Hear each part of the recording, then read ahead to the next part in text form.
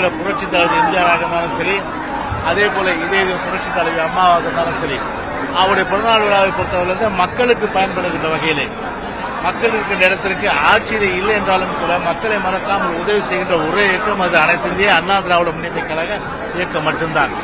அந்த வகையிலே தொடர்ச்சியாக தமிழ்நாடு முழுவதும் கொண்டாடப்பட்டு நம்முடைய கழக பொதுச்செயலாளர் அண்ணன் எடப்பாடியாருடைய அறிவுரைக்கிணங்க நம்முடைய வடசென்னை பாராளுமன்ற தொகுதிக்கு உட்பட்ட 6 சட்டமன்ற தொகுதிகளிலும் ராயபுரம் மனோ ஏற்பாட்டில் இன்றைய தினம் ஆட்டோ ஓட்டுநருக்கு திருவிக நகர், அதாவது வடசென்னை தெற்கு கிழக்கு மாவட்டத்திற்கு உட்பட்ட திருவிக நகர் சட்டமன்ற தொகுதியில் 1000 ஆட்டோ ஓட்டுநர்களுக்கு பை ஒன்று, சீருடை, அரிசி, புடவை இது போன்ற அவர்கள் பயன்படுத்தக்கூடிய வகையிலே பொருட்கள் எல்லாம் பையில் போடப்பட்டு கொடுக்கப்பட்டது. அதாவது பையுடைய மதிப்பு 750 ரூபாய்.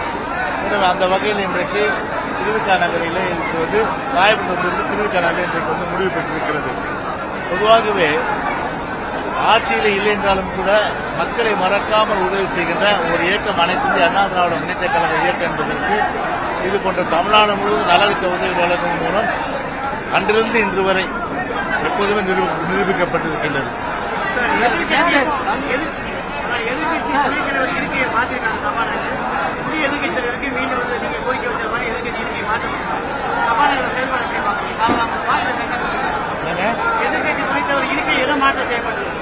அதாவதுங்க, இது எங்களை பொறுத்தவரை ஒரு தொடர் ஜனநாயக போராட்டத்திற்கு கிடைக்கப்பட்ட வெற்றி தான். பொதுவாகவே ஜனநாயகத்தினுடைய முக்கிய ஒரு அங்கமாக வகிப்பது சட்டமன்றம். இந்த சட்டமன்றம் என்பது ஒரு மாண்புகளின் அடிப்படையிலும் அதே போல மரபுகளின் அடிப்படையில் தான் செயல்படணும். அந்த மாண்புகளையும் மரபுகளையும் காற்றில் பறக்க விடுவதிலே உலகத்திலேயே பார்த்தீங்கன்னா ஒரு ஜனநாயகத்தை குழி தோண்டி புதைக்கின்ற இயக்கம் அது திராவிட முன்னேற்ற கழகம். அது எல்லோருக்குமே தெரிஞ்ச ஒன்று. அந்த வகையில் ஆண்டாண்டு காலமாக இது விதிகளில் இல்லை, ஆனால் மரபுபடி அது எதிர்கட்சி துணைத் தலைவர் பதவி என்பது அது எங்களுக்கு எங்களுடைய உரிமை. அது அந்த உரிமை 30 மாசமா மறுக்கப்பட்டிருக்கு. 1 மாசம் 2 மாசம் இல்ல, 30 மாசமா மறுக்கப்பட்டிருக்கு. அந்த 30 மாதத்துக்கு பிறகு இப்போ ஒரு முதலமைச்சர் அதை மறுபரிசீலனை செய்ய விரும்புகிறாரா உடனே பேரவைத் தலைவர் அறிவிக்கிறாரு. இது எது எப்படி இருந்தாலும் சரி, எங்களுடைய தொடர் ஜனநாயக போராட்டத்திற்கு கிடைக்கப்பட்ட உரிமை கிடைக்கப்பட்ட வெற்றியாக தான் கருத முடியும். எனவே அந்த வகையில் பார்த்தீங்கன்னா செவடங்காதில் ஊதுற சங்கு ஊதிட்டே இருந்தோம். இப்போவாது கொஞ்சம் கேட்டுது. அது வரையில ஒரு சந்தோஷம் தான்.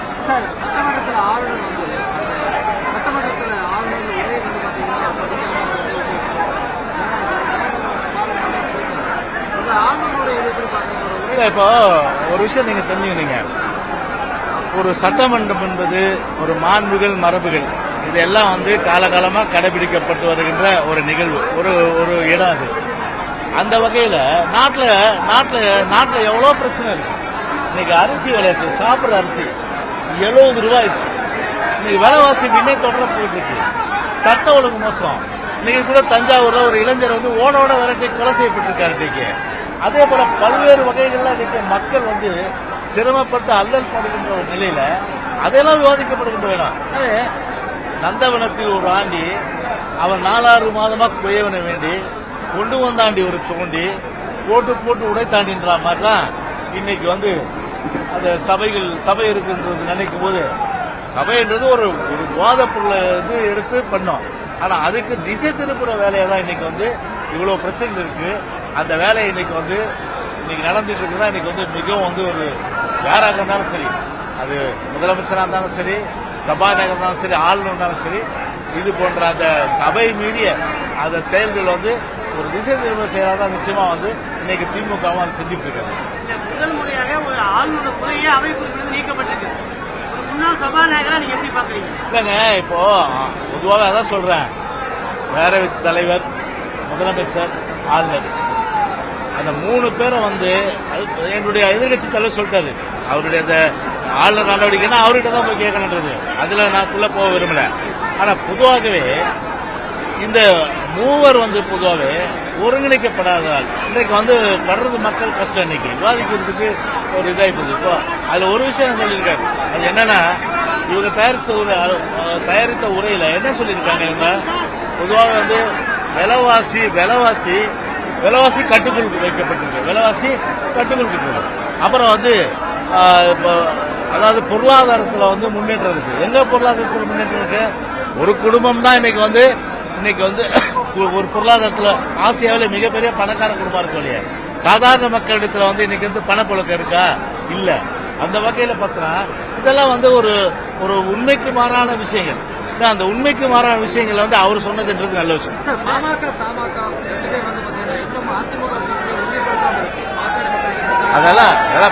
அதெல்லாம் இவரு சொல்லியிருக்காரு. யாரு? நம்முடைய பொதுச் செயலாளர். மகத்தான கூட்டணி அமையும். உங்களுக்கும் யாரெல்லாம் எங்க கூட இருக்காங்கன்றது உங்களுக்கு தகவல் தெரிவிக்கப்படும். Okay, time.